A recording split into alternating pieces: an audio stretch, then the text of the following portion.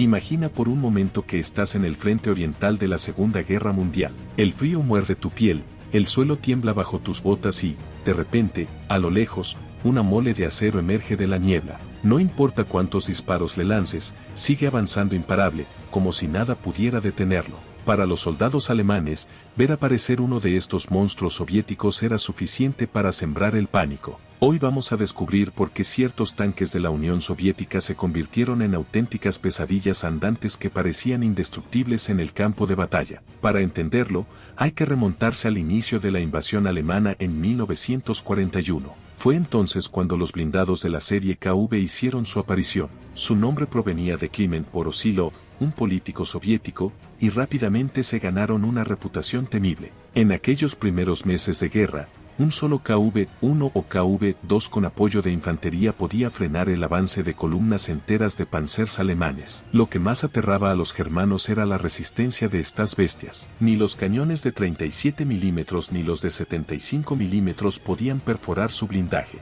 Los proyectiles simplemente rebotaban sin causar daño alguno. En comparación con los tanques alemanes, los KV eran enormes, el doble de tamaño y peso. En esa etapa inicial, los invasores no tenían respuesta efectiva, salvo los cañones antiaéreos de 88 milímetros, que eran escasos y difíciles de desplegar en el frente. Las historias que circulaban entre los soldados alemanes rozaban lo increíble, los KV avanzando implacables bajo un diluvio de fuego enemigo, aplastando cañones y pasando por encima de otros vehículos. Hubo casos en que, incluso sin municiones, continuaban luchando, sembrando el terror solo con su presencia. Para detenerlos, los alemanes tenían que recurrir a rodearlos y colocar cargas explosivas a corta distancia o disparar artillería pesada a quemarropa. Antes de la invasión, la URSS había fabricado alrededor de 500 KV-1, pero con el paso del tiempo su producción se redujo, resultaban demasiado caros y complejos de fabricar, por lo que el protagonismo pasó al más versátil T-34. Sin embargo, en la guerra de invierno contra Finlandia ya se había demostrado que los KV tenían un enorme potencial. Allí, los soviéticos se encontraron con fortificaciones de concreto imposibles de destruir con armas convencionales y pidieron una solución. La respuesta fue brutal: instalar una torre gigantesca sobre el chasis del KV-1 y equiparlo con un obús de 152 milímetros, el doble de calibre que su cañón original. Así nació el KV-2. Este tanque, manejado por 6 tripulantes, disparaba proyectiles explosivos de casi 40 kilos, capaces de pulverizar búnkers y posiciones fortificadas en segundos. Incluso podían cargar munición perforante para demoler objetivos más duros. Un impacto directo de semejante proyectil contra un blindado alemán significaba el final inmediato. Sin embargo, su lentitud y problemas mecánicos limitaron su eficacia, y lo más grave era que simplemente nunca se fabricaron en números suficientes. Cuando los alemanes introdujeron tanques más modernos como el Panzer o el Tiger,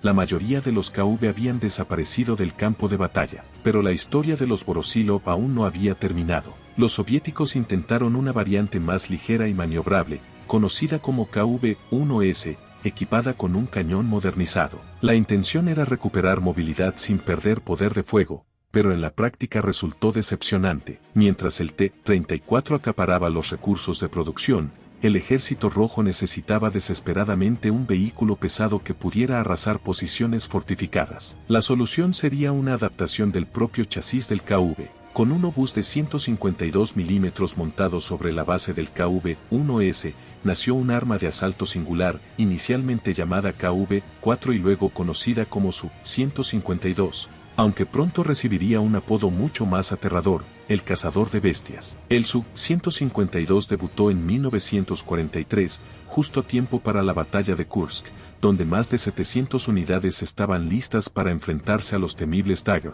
Panzer e incluso a los cazatanques Ferdinand, conocidos por los soviéticos como elefantes. Aquella arma no se parecía a nada que los alemanes hubieran visto antes, un obús de 152 milímetros montado en un chasis blindado. Su capacidad destructiva era brutal. Disparaba diferentes tipos de proyectiles, pero los más habituales eran 3, el explosivo de 43 kilos, el perforante de 48 kilos y el más pesado de todos, una munición de penetración de concreto que alcanzaba los 56 kilos. Solo pensar en el pobre cargador que debía manipular semejantes monstruos da una idea de lo que significaba servir en este vehículo. Aunque existían proyectiles de núcleo rígido diseñados específicamente para destruir blindados pesados, lo más común era usar proyectiles explosivos. Su impacto era devastador, incluso un disparo que no alcanzara directamente a un tanque enemigo podía dañar gravemente a la tripulación y dejar el vehículo inutilizado. En más de una ocasión, un solo proyectil de Su-152 arrancó de cuajo la torreta de un Tiger A. Incluso cuando el blindaje resistía,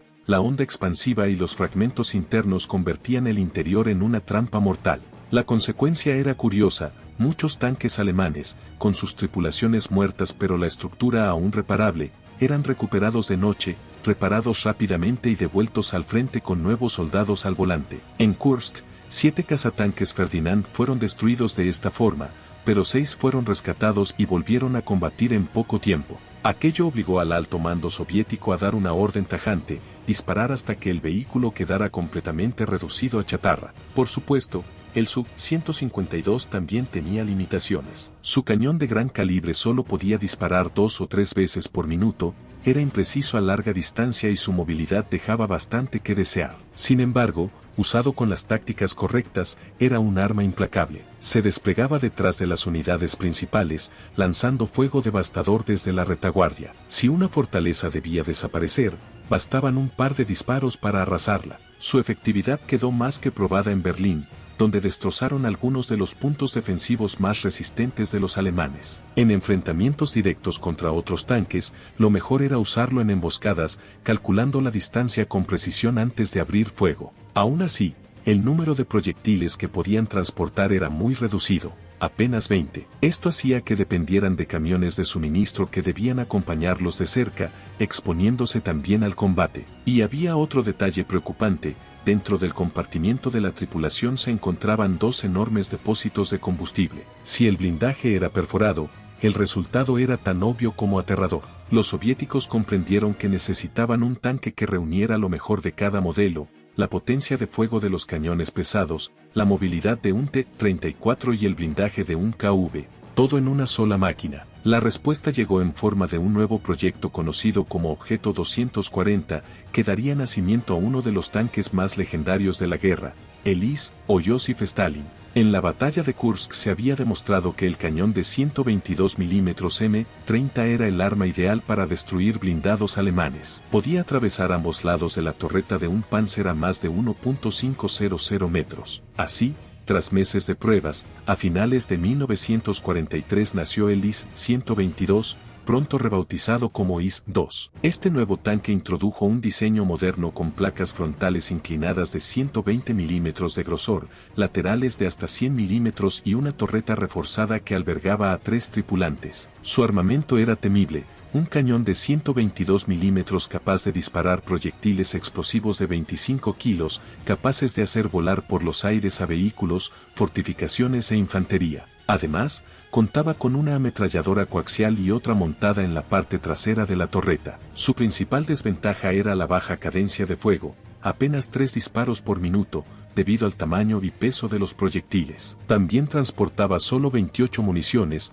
lo que obligaba a sus tripulaciones a disparar con sumo cuidado. Aún así, su primera aparición en combate dejó claro que se trataba de un arma revolucionaria. En aquel tiempo, la industria alemana sufría escasez de manganeso y comenzó a usar acero con alto contenido de carbono y níquel, lo que volvía más frágiles las uniones de sus blindajes. Incluso impactos que no perforaban podían deformar o fracturar placas enteras. El IS-2 aprovechó esa debilidad y se convirtió en un enemigo temible. Inicialmente reservado para regimientos de élite, se usaba en operaciones ofensivas para abrir brechas en las líneas fortificadas. No solo se enfrentaba a tanques enemigos, también era letal contra búnkeres y puntos de resistencia. Sin embargo, no era perfecto. Frente a Panthers y Tigers manejados por tripulaciones veteranas, la menor maniobrabilidad del IS-2 era un serio inconveniente. Con el tiempo, se añadieron mejoras, como una ametralladora pesada DSHK de 12,7 milímetros en la torreta para defenderse de la infantería y de aviones a baja altura.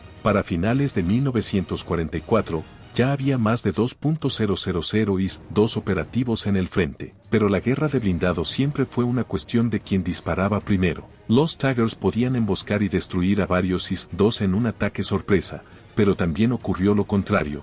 columnas enteras de tanques alemanes fueron aniquiladas por los soviéticos, que incluso lograron derribar al imponente Tiger II. Hacia el final de la guerra, cada cuerpo blindado soviético contaba con al menos un regimiento de IS-2. Sin embargo, en las batallas urbanas, especialmente en Berlín, las tripulaciones sufrieron pérdidas terribles, más del 70% de los tanques quedaban fuera de combate por minas, Panzerfaust, Panzerwreck o simples cócteles Molotov. Para sobrevivir, los soviéticos comenzaron a combatir en formaciones cerradas, cubriéndose entre ellos y apoyados por escuadras de infantería con subfusiles. En algunos talleres incluso se improvisaron mejoras, como la instalación de mallas metálicas alrededor de las torretas para intentar frenar las cargas huecas. Pese a todo, los IS-2 jugaron un papel clave en la ofensiva final contra Berlín, destrozando los últimos focos de resistencia alemana y asegurando la victoria soviética en Europa. Así, desde los primeros KV hasta los poderosos IS-2, los tanques soviéticos demostraron ser mucho más que simples máquinas de guerra. Eran símbolos del poder industrial y militar de un país decidido a vencer a cualquier precio, dejando tras de sí un legado que cambiaría para siempre la historia de la guerra acorazada.